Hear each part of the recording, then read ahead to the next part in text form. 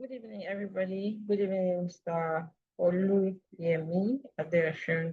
It's a great opportunity to be here once more to take a short webinar, just 1 hour, with the participants on this group today.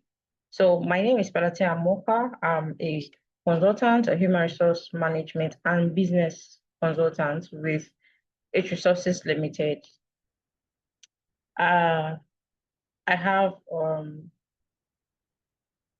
I have a cumulative of 8 years experience in human resource management, organizational development, and a host of other experiences bordering around human resource management. I have also had the opportunity to have webinars like this for different platforms. I have also worked with different industries, which has helped to build my experience in human resource management.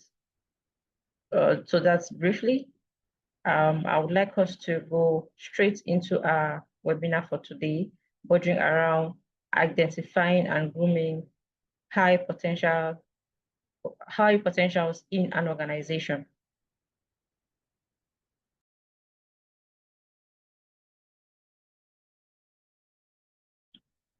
Our focus would be on how to identify and how to groom high potentials in our organization as HR professionals. So our focus will be on how to find and develop top talent. It's not always easy to identify and develop top talents. And it is very crucial that we are able to do this because top talents are in demand. And if we don't identify and develop these employees who fall under the category of top talents or high performers, other people will, like other organizations, will poach these talents from our own organizations. Um, this also entails that we need to train and develop our staff or employees in our individual or different organizations.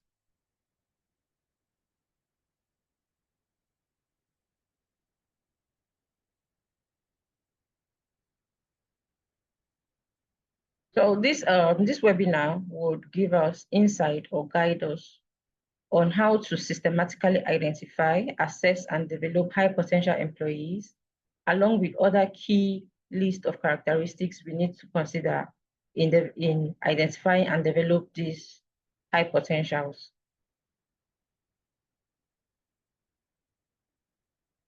Now, let us look at what high performers are. A high performance is someone who consistently meets their targets relating to their work experience.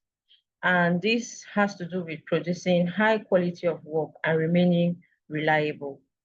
Now, the difference between a high performer and a high potential employee goes more than a step further.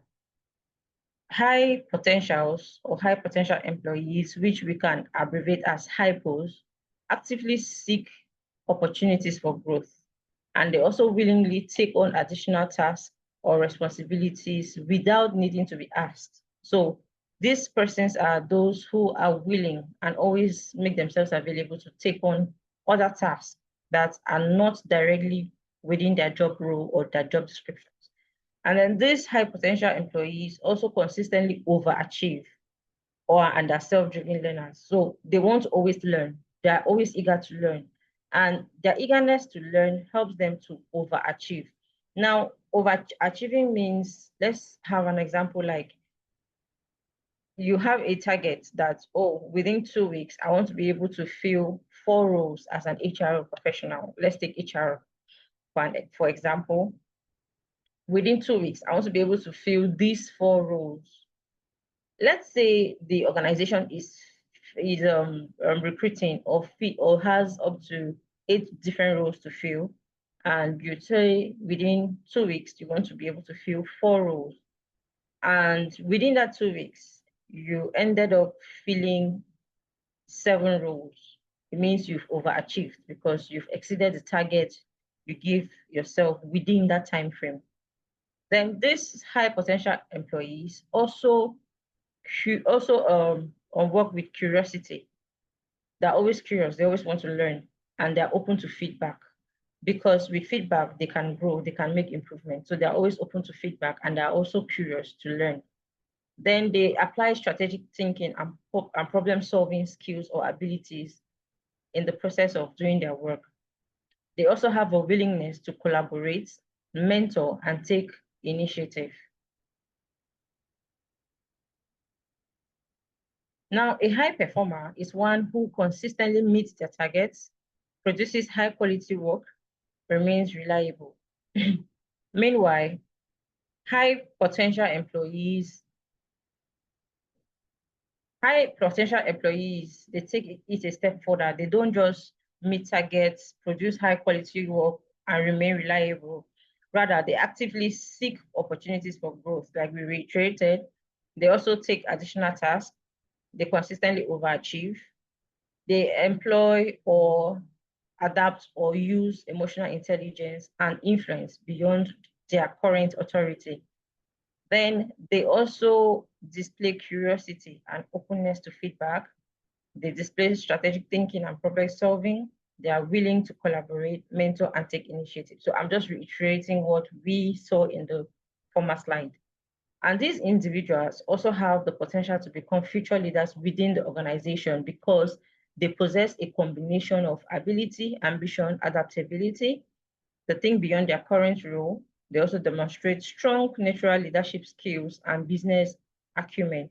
Now, these are traits or attributes that are very important for every high potential employee to have, because with these attributes, they can make a positive impact in the organization. So what are the key traits of, sorry, please, let me take this back. What are the key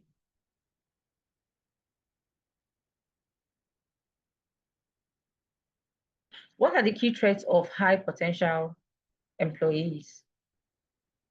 Like we said, adaptability. When it comes to changing work environment, they can easily adapt, and they also embrace challenges in the office or during the course of their work. Now, let's say an employee changes their work environment or that moves to a new job. Now, no two jobs come with the same challenges. Each job role or each organization has its own peculiar challenges. So how easy is it for you to adapt to the challenges you face when you take on a new role or you move to a new organization? That is where adaptability comes in. So you see these high potential employees that they quickly adapt to changes, either in a new job role or in a new organization they move to. Then they communicate effectively by sharing ideas and collaborating with others. They also show proactiveness by taking the initiative and anticipating potential changes which may affect their job role or the organization. Then we also look at critical thinking, where they analyze situations easily and make informed decisions, that they don't take too much time on making a decision that directly affects their job role or indirectly affects their team or their job role. No, they analyze the situation quickly, and from that analysis, they make a quick decision.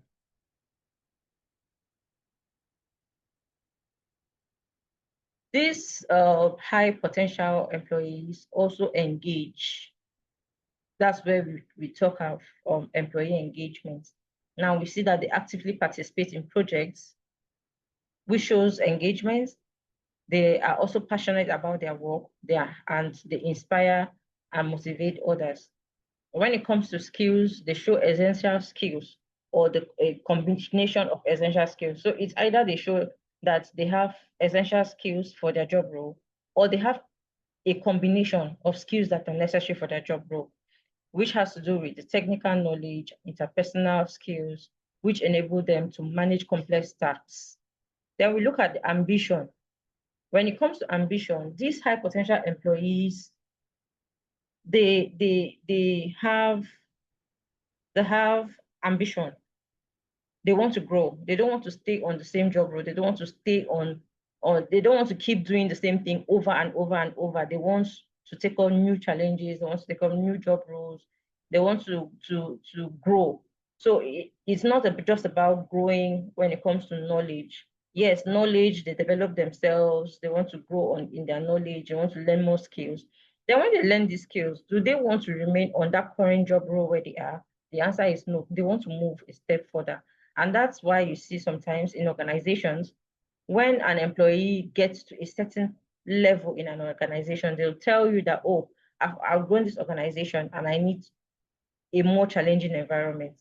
At that point, you see them looking for jobs that are greater than what they are currently doing. So if the current organization cannot afford them that challenge, they want to move to an organization that affords them that challenge or an environment to grow.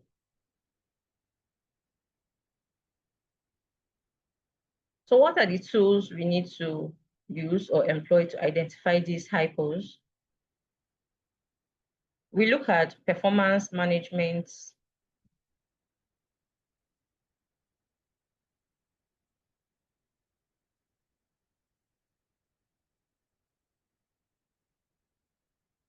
We look at performance management plus potential metrics, which is a 9-box model. And each of these models or each of these boxes has categories. So it is in 3 categories where you see the high, the medium, the low, or you see below, average, and exceeding. It has to do with past performance as against future or potential. Now, every employee in your organization or in an organization falls under one of these matrices or one of these boxes. So it's either the employee falls under needs coaching, which means an employee needs coaching in order to improve on their job role, or the employee is a rising star, or the employee is already a star. Now, when it comes to medium, it means, oh, this person is a potential fit, but the organization may not be 100% sure that, oh, this person is actually a great fit.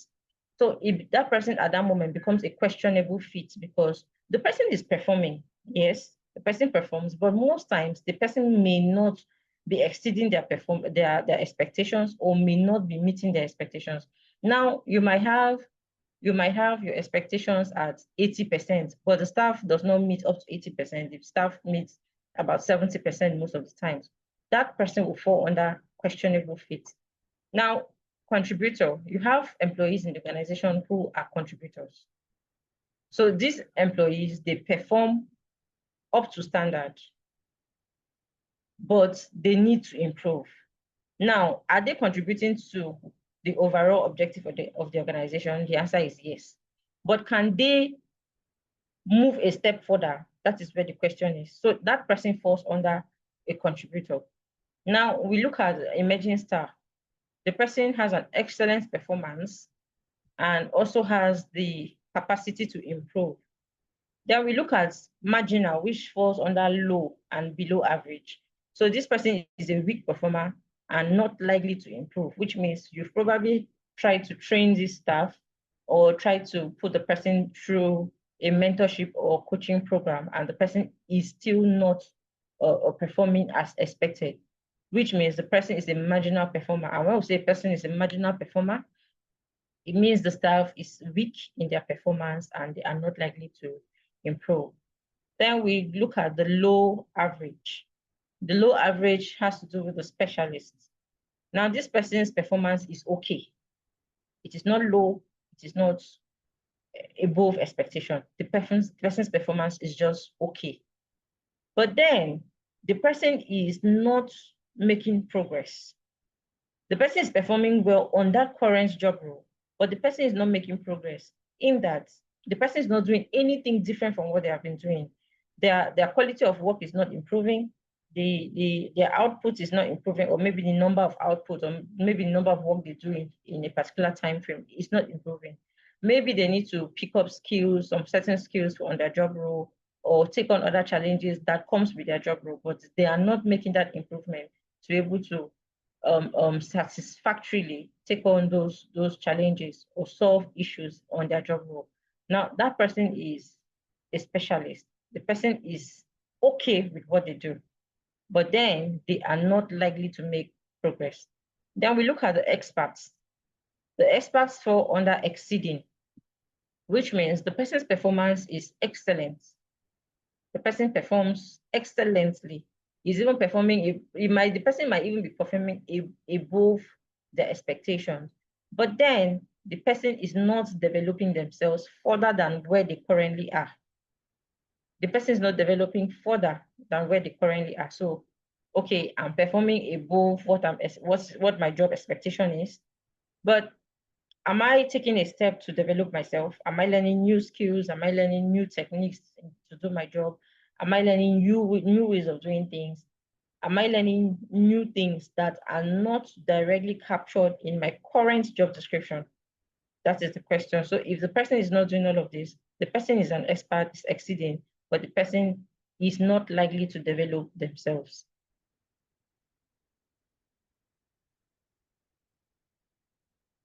Then we go to the benefits of the 9-box model. We look at talent identification. This 9-box model helps us to identify high potential employees for leadership pipelines and future succession plan. So when we use the 9-box model effectively, we'll be able to develop effective succession planning. Then we look at structured conversations.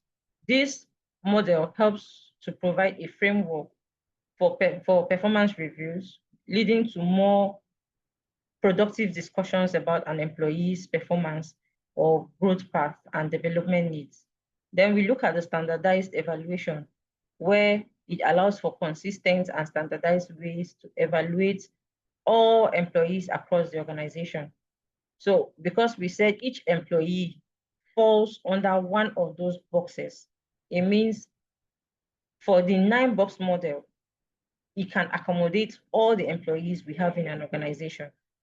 Then we look at strategic alignment, where it helps us to align talent management with overall business goals by focusing on development and resources that help for development where there is a need and where it will make the most impact. Let us see leadership competency assessment. This is the second tool. We've looked at the 9-box model. Now we are looking at the leadership competency assessments.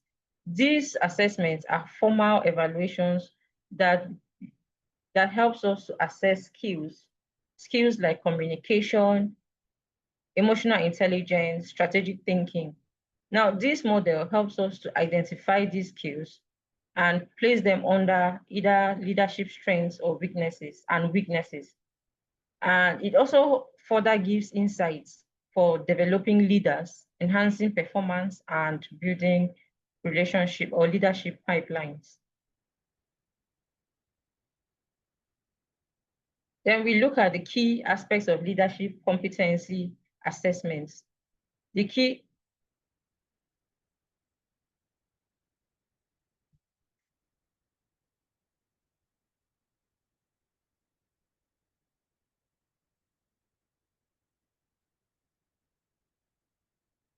aspects of leadership competency assessments.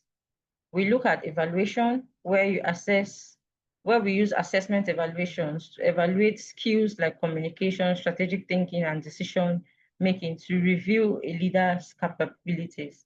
And then we look at identifying gaps. Identifying gaps will help us identify areas where employees need to make improvements, such as leader excelling in one aspect, but needing development in another aspect. It also helps us identify gaps in interpersonal communication. Then we look at actionable insights where, unlike the generic leadership tests, competency assessments provide specific actionable information to guide professional development. We also look at the targeted development where, by identifying specific skill gaps, assessments can lead to targeted training programs or mentoring to improve leadership abilities. Now, this targeted development means we want employees to develop themselves in a particular aspect. When we are able to determine what particular aspects each employee needs improvements or needs to develop on, it can help us to develop targeted training programs to help them grow on that particular aspect, or mentor or look for mentors who will mentor them on specified areas in their job roles to help them improve or develop leadership abilities. Then we look at the holistic perspective where we use a 360-degree assessment to collect feedback from peers, from managers and team members to give a comprehensive view of a leader's performance on it could be on any job, on any skill. It could be any skill, it could be any level of leadership. But as long as that person holds a leadership role in an organization, using a 360-degree assessment to collect feedback from peers, managers, and team members helps us to gain deeper insight on those skills we need in the organization for leadership cadre. Then we look at the strategic use.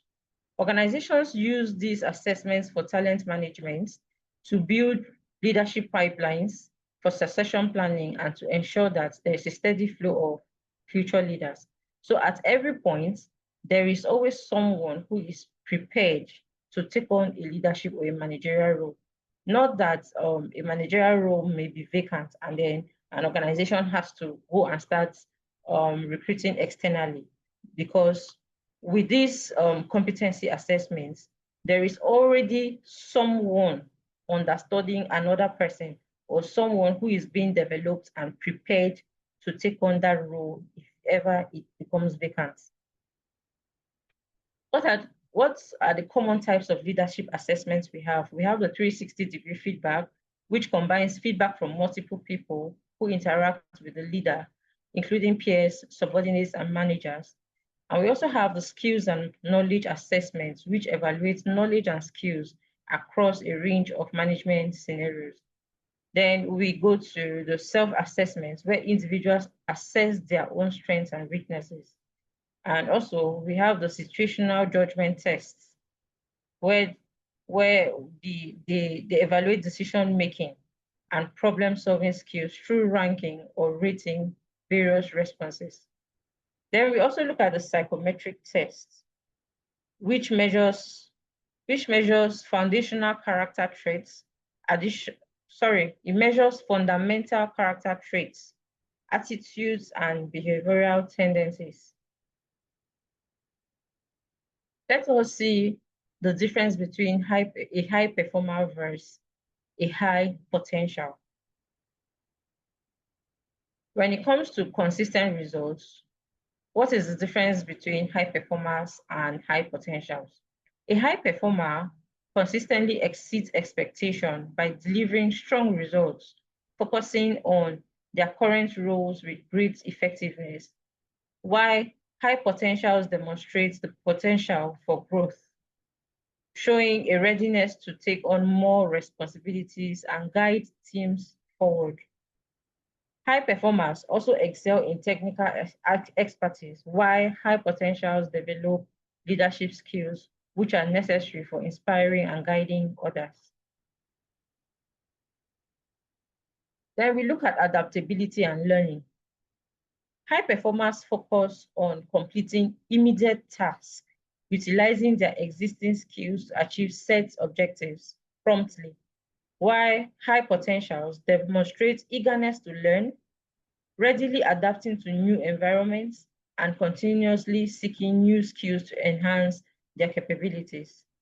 High potentials also embrace innovation, actively contributing fresh ideas and solutions while encouraging collaborative efforts within their teams.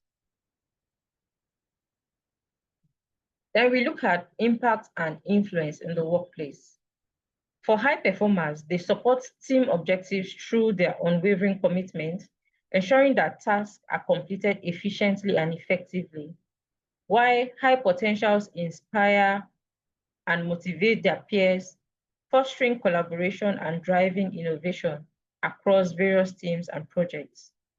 High potentials also contribute to the organization's long-term goals, shaping its future direction and encouraging others to embrace change. So how do we groom and develop these hypos? Remember, hypos means high potentials. So in grooming and developing high potential employees, we have to look at the strategic part of it, which involves strategic identification and providing tailored opportunities for them to build their skills, for them to also build their experience and mindsets required for future leadership roles.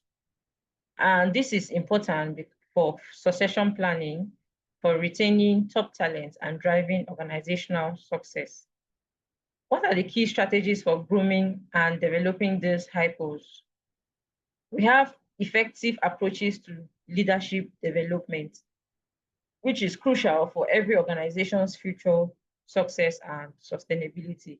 We have the 360-degree feedback, which provides comprehensive insights from multiple perspectives on performance. We also look at individual development plans, which are tailored strategies for personal and professional growth, as outlined in maybe the job description. That's the next, let's say we have an assistant manager and we have a manager. Now, the job description of a manager will not be the same as the job description of an assistant manager. Now, in individual development plans, you tailor your strategies for personal and professional growth so that they match the skills or the job role which they are aiming at taking on.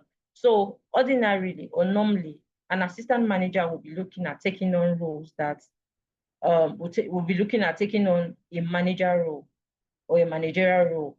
Now, what the assistant manager will be looking at would be the job description of the managerial role and the skills necessary to take on that managerial role. So your development plans will now be tailored to the managerial role, not to the assistant management role. Then we look at coaching and mentoring, which facilitates guidance and support for achieving career objectives. Executive coaching, personalized guidance to enhance leadership and professional skills. We also have collaborative workspaces which encourage teamwork and innovative problem solving among employees. Then we look at data analytics, which is essential for tracking progress and evaluating program effectiveness. What are common mistakes to avoid when developing a program for high performance? We look at resistance. When you promote too quickly without adequate readiness, it does not help that employee to build resistance. So in doing that, you need to avoid promoting too quickly without adequate readiness. Then you also need to avoid neglecting current performance to over focus on hypos. So that will mean that you are being biased. So you do not want to neglect current performance because you are focusing on the hypos. So while focusing on the hypos, you also need to focus or try to develop the high performance. Then we look at underdevelopment, where there is always a risk of investing in developing, investing too much time and effort in developing these hypos and end up not developing the high performers. So that is where we look at underdevelopment of high performers. Then we also look at ignoring retention strategies because hypos often get poached from organization. You have a high performer in your organization, you don't give them a good working experience.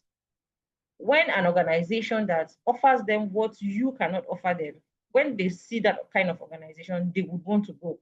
And organizations actually look out for this for these high potential employees to poach them from their current companies. So when you ignore effective retention strategies, you run a risk of losing your high potentials. How do you build a high potential program? The key objective of building a high potential program is talent development.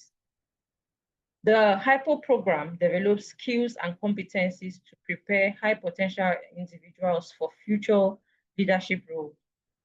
We also look at the leadership pipeline, where it ensures that there's a steady flow of qualified leaders for critical positions, promoting organizational stability and growth.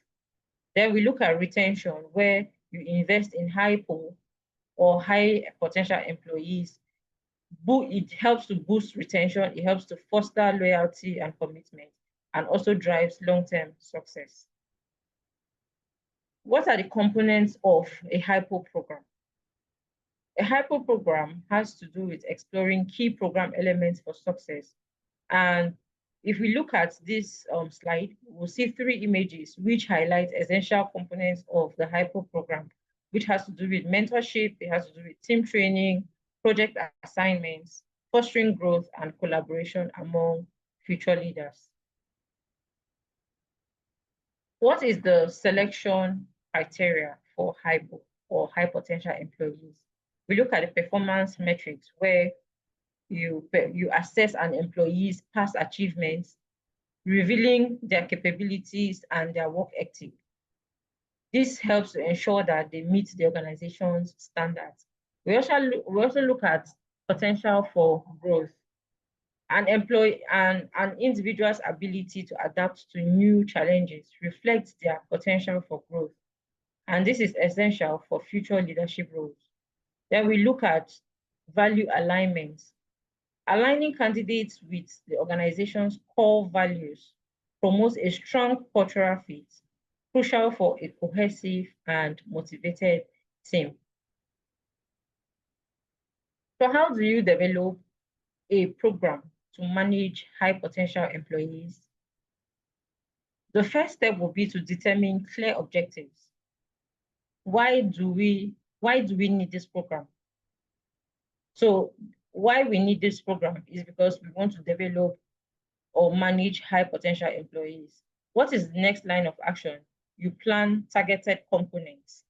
Then you establish measurement and success indicators. Now, how do I know if this development program is actually effective? You set in parameters to measure success. Then you ensure that there is transparent communication.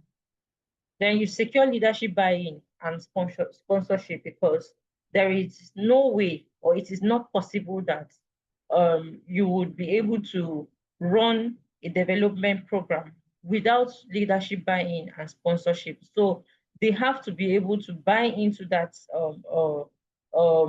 idea of developing a program to manage high potential employees. And when they buy in, you will see that there will be a sponsorship, either by financing the program or by giving other supports necessary. Then we integrate with succession planning, which means we need to know where each employee is at the current or at the moment. So looking at knowing where the employee currently is will help us to know where the employee should be growing to and what skills or abilities that person will need to develop in order to get to the next step. Then we foster continuous feedback. Now, when this program has been developed to manage high potential employees, we need to encourage feedback. Is this program working? What are the things you think we need to work on? What areas for adjustments have you spotted? How do you think we can make these adjustments and the rest? So foster continuous feedback by always seeking feedback. If you don't seek feedback, most times it is likely that feedback will not come. But when you seek feedback, feedback is likely to come. So how do we measure success? The first way to measure success is by looking at performance improvements.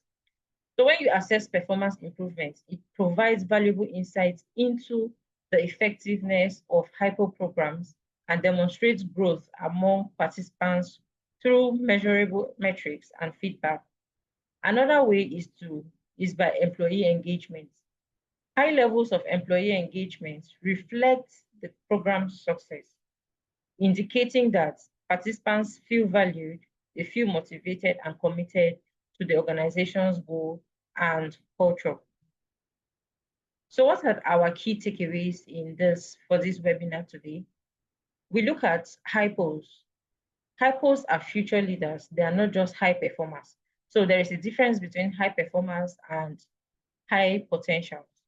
High potentials display all the characteristics of high performance and more. While we also looked at how we can identify these high performers early and invest in them strategically through development. Then we look at HR's role in building a pipeline, not just in filling vacancies. So when we say HR's role in building a pipeline, it means there has to be a succession plan in place for you to know, oh, in 2 months, we'll be needing this amount of staff for these different roles. In the next 6 months, we'll be needing to promote 3 staff to this in this department to this level and the rest. That is how HR can build a pipeline effectively by developing a succession plan. So you are not just filling vacancies. You not just wake up, oh, there's a vacancy to fill, you go and fill. No. This shows us the need for HROs to be able to build and maintain an effective succession plan. So we have come to the end of our webinar for today. If you have questions, please, I would like to take the questions at this point.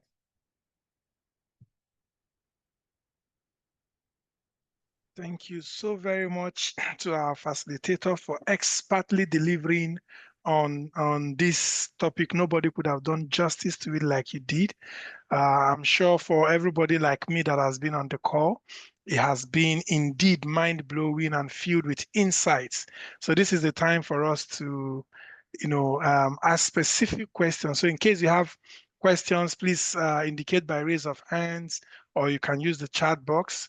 So we can, in case you raise up your hand, so we can be able to unmute you. Otherwise, you use the chat box. Please, anyone.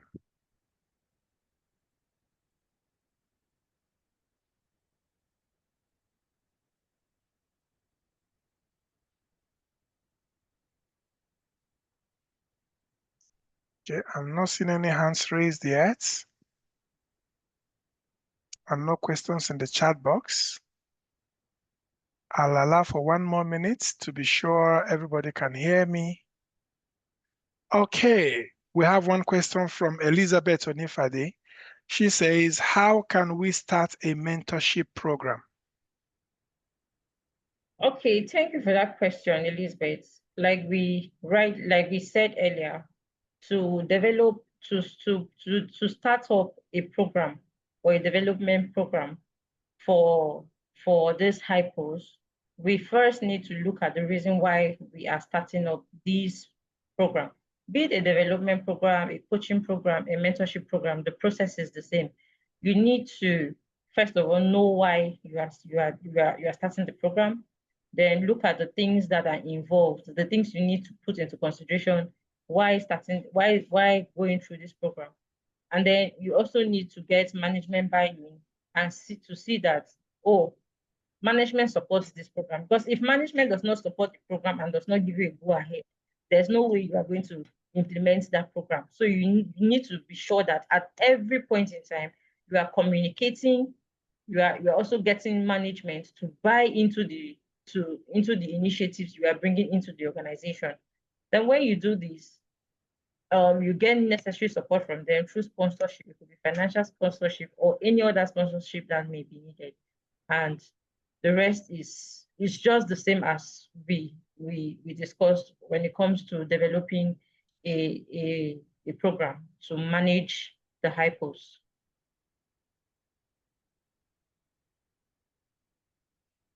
Okay, thank you. I hope, Elizabeth, you are satisfied with that response. We hope to see your confirmation on the chat. Chinaza Oswagu is asking, how can we build a workable competency framework?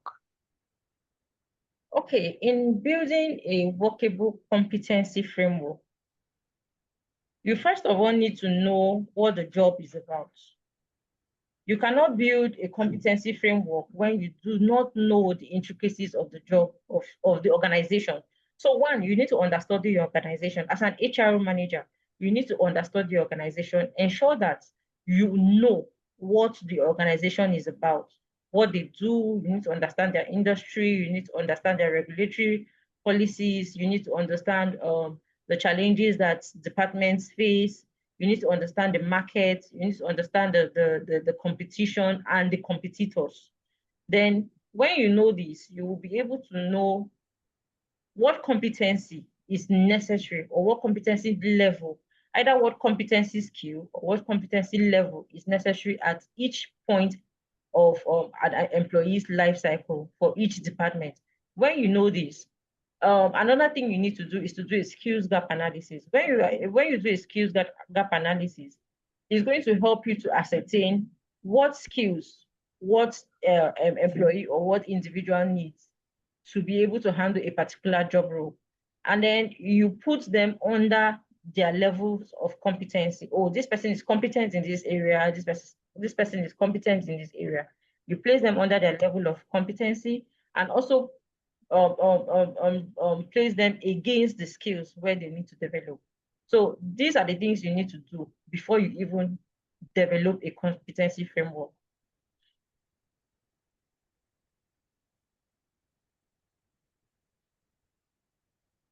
Okay. Do we have more questions?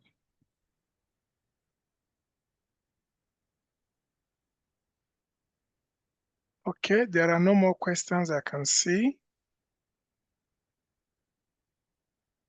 And no hands is raised up. Okay, so at this point, I believe we all agree and we are satisfied with the presentation of our learned, experienced colleague, Pelatia Moka, for all she has shared with us. And for many of us that maybe want to revisit this presentation again to understand or to learn or to rewatch it, which we strongly encourage, please, we encourage you to kindly go to YouTube and let me just share my screen because this slide will be up in the next few hours. Oluyemi will definitely share them on the YouTube page. So you just need to log into the YouTube. And once you're on the YouTube, kindly go to the search bar here and simply type Oluyemi. You will find the first option, Oluyemi Adeosun.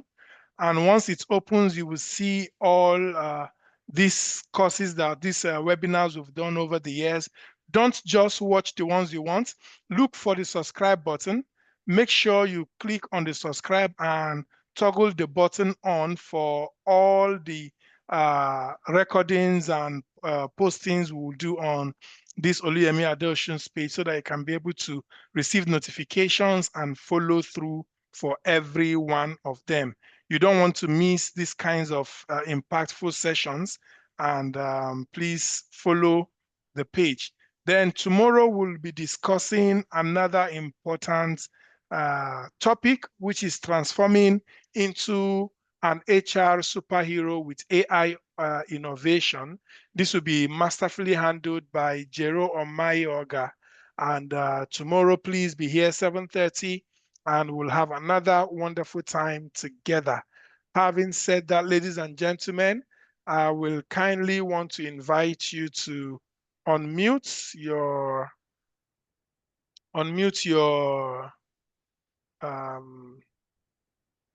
unmute yourselves and say thank you to our presenter in your own local dialect. Thank you very much. Ẹ ṣé o. Oh, local Wọ́n dialect. ṣe kàkàbọ̀. Ẹ Dalo. ṣé USA. o. It was a pleasure being here with you all. Thank you. Nobody is French here. Merci, Hey, merci, attention. merci, merci, Yeah, yeah, très bien. Thank you very much. yeah. Sosongo Abasiudiong. Uh-huh. That's my brother. All right. Okay. Esiero. Thank you very much. And this is where we draw the curtain and we call it a night. Have a lovely night, everyone. See you tomorrow. Good night, everybody. Thank you, sir.